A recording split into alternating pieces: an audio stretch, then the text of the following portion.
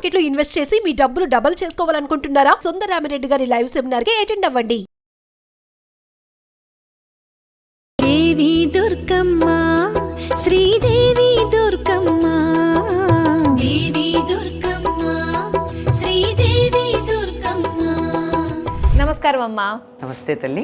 దేవి నవరాత్రుల్లో ఈ రోజు 8వ రోజు అమ్మవారు సరస్వతి దేవి రూపంలో దర్శనమిస్తారు. విద్యకి, కళలకి, దేనికన్నా కూడా సరస్వతి అనుగ్రహం ఉంటేనే ఆ వాక్ చాతుర్యం, మాట్లాడే ఇదంతా కూడా మనకు వస్తుంటుంది. కాబట్టి మరి ఆ సరస్వతి దేవి యొక్క ఆవిర్భావం వెనక ఉన్న కథ ఇవన్నీ కూడా తెలుసుకోవాలనుకుంటున్నాం అమ్మా.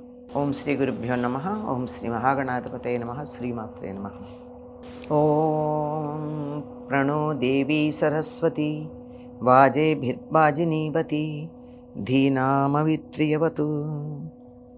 ఐం చత్వారి వాక్ పరిమితా పదాని తాని విదుర్బ్రాహ్మణా ఏ మనీషిణః గుహాత్రీణి నిహితానేంగయంతి తురీయం వాచో మనుష్యా వదంతి అని ప్రత్యేకంగా సరస్వతీదేవికి సంబంధించినటువంటి సూక్తంలో ఒక 2 ఇప్పుడు నేను చెప్పాను.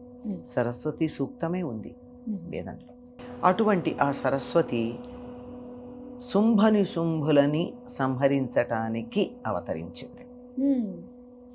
మహిషాసుర వధ అయిపోయిన తర్వాత దేవతలందరూ ఆవిడ్ని కీర్తిస్తే చాలా సంతోషించి, మరెప్పుడన్నా మీకు ఇబ్బంది కలిగితే నన్ను తలుచుకోండి చాలు, నేను వచ్చి మీకు సహాయం చేస్తాను అని అడిగింది, చెప్పింది. అందువల్ల శుంభులు చాలా విజృంభించి దేవతలని, ఋషులని బాధ పెడుతూ ఉన్న సందర్భంలో దేవతలందరూ అమ్మవారిని తలుచుకున్నారు. ఈ రాక్షసులందరికీ ఉన్నది ఒకటే లక్షణం కదమ్మా, ఏమిటది? ఎవ్వరి వల్ల మాకు మరణం లేకుండా ఉండాలని కోరుకుంటారు. ఇది చాలా తప్పు.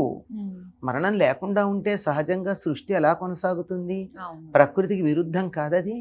అయినా సరే వాడు ప్రకృతి విరుద్ధంగా కోరుకున్నారు. కోరుకుంటూ వాళ్లకుండే మరొక పెద్ద రోగం ఏమిటి అంటే ఆడవాళ్ళని చులకం చేయడం. మాకు ఎవ్వరి వల్ల మరణం లేకుండా ఉండాలని కోరుకుంటూ ఆడవాళ్ళు పర్వాలేదులే అన్నారు. అదనమాట. అంటే ఇప్పటికి కూడా గుర్తుపెట్టుకోండి, ఎవరైనా ఆడవాళ్ళని ఆఫ్టర్ ఆల్ ఫీమేల్ అన్నారు అనుకో, వాళ్ళు ఏ జాతి వాళ్ళు? రాక్షస జాతి వాళ్ళు. నేను చెప్పక్కర్లా. అవును, అంతే కదా. ఆడవాళ్ళని తక్కువగా అంచనా వేసే వాళ్ళందరూ కూడా అదే జాతికి చెందిన వాళ్ళు అవుతారు. వీళ్ళు ఈ శుంభులు ఇద్దరూ కూడా చాలా గొప్పగా పరాక్రమం కలిగిన వాళ్ళు. దానవరాజులు అయిపోయారు. దేవతల్ని బలం పెరిగిపోయింది, దేవతల్ని గెలిచారు, వాళ్ళందరినీ బాధిస్తున్నారు. అప్పుడు దేవతలందరూ తలుచుకుంటే అప్పుడు అమ్మవారు అలా హిమాలయాల్లో అలా విహారం చేస్తూ నన్ను ఎందుకు తలుచుకున్నారు అని అడిగింది.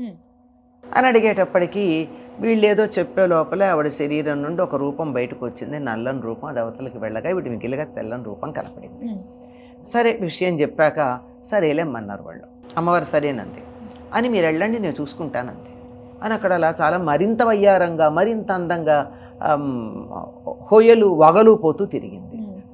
ఈ శుంభుల యొక్క పరివారం ఎవరో ఒకడు చూసి వచ్చి వాళ్ళకి చెప్తారు, నీకు వరుణుడి యొక్క ఛత్రం ఉంది, దితి కుండలాలున్నాయి, ఇంద్రుడి సింహాసనం ఉంది, ఏం లాభమయ్యా? అవన్నీ కాదు, ఇంకా చాలా ఉన్నాయి, ఇవన్నీ ఉన్నా వృధా. ఒక్క స్త్రీరత్నం నీకు లేకపోయాక ఇవన్నీ పనికిరావు. అంటే వీటన్నిటికన్నా గొప్పది ఆ స్త్రీరత్నం.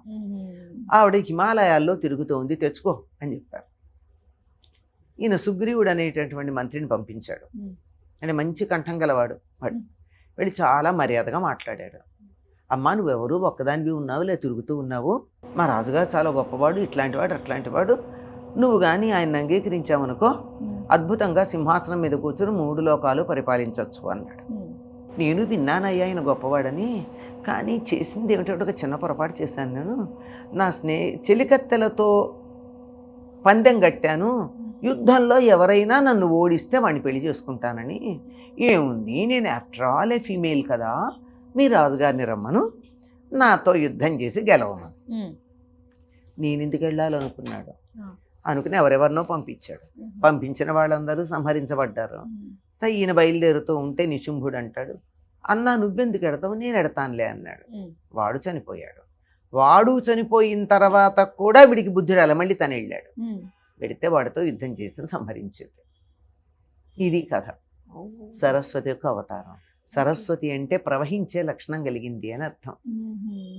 మన దగ్గర ప్రవహించే లక్షణం కలిగింది ఏముంది? వాక్కు.